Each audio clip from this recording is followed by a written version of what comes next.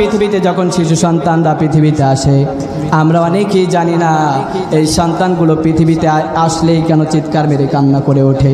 জানার দরকার আছে না নাই? সহিহ বুখারীর হাদিস আবু হুরায়রা রাদিয়াল্লাহু তাআলা আনহু থেকে বর্ণিত, রাসূল সাল্লাল্লাহু আলাইহি ওয়াসাল্লামকে আমি বলতে শুনেছি, আবু হুরায়রা রাদিয়াল্লাহু তাআলা আনহু বলেন, আমি বিশ্বনবীকে বলতে শুনেছি, রাসূল সাল্লাল্লাহু আলাইহি ওয়াসাল্লাম বলেছেন, দুনিয়াতে যখন ছোট্ট সন্তান ভূমিষ্ঠ হয়, পৃথিবীতে যখন কোনো নবজাতক শিশু আসে, ওই সময় কেন চিৎকার করে কান্না করে তোমরা কি জানো? যখনই ওই শিশুটা পৃথিবীতে আসে, শয়তান তাকে স্পর্শ করে, আর শয়তান যখন স্পর্শ করে ওই শিশু বাচ্চাটা চিৎকার মেরে ওঠে, চিৎকার মেরে কান্না করে। এর কারণ হলো শয়তান যখন স্পর্শ করে তখনই কান্না করে ওঠে। আবু হুরায়রা রাদিয়াল্লাহু তাআলা আনহু বললেন, তবে এর ব্যতিক্রম ছিল হযরত ঈসা ইবনে মারইয়াম আলাইহিস সালাতু ওয়াস সালাম।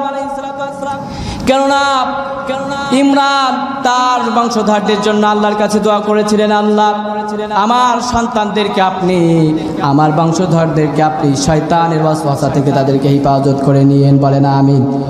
এজন্য শয়তানের কাছ থেকে হেফাজত হওয়ার জন্য আল্লাহর কাছে আমাদেরকে দোয়া করার দরকার আছে না নাই? এই দোয়া আল্লাহ আমাদেরকে চমৎকারভাবে শিখিয়ে দিয়েছেন।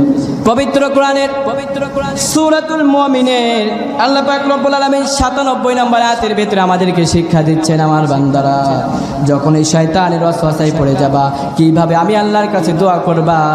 আল্লাহ বলছেন, ওয়াকুল রাব্বি আউযু বিকা মিন হামাযাতিশ শায়াতিন। সবাই আমার সাথে বলেন, ওয়াকুল রাব্বি আউযু বিকা মিন হামাযাতিশ শায়াতিন। আমরা বললাম, আল্লাহ শয়তানের ওয়াসওয়াসা, শয়তানের ধোঁকা থেকে আপনি আমাদেরকে হেফাজত করেন, বলেন আমিন।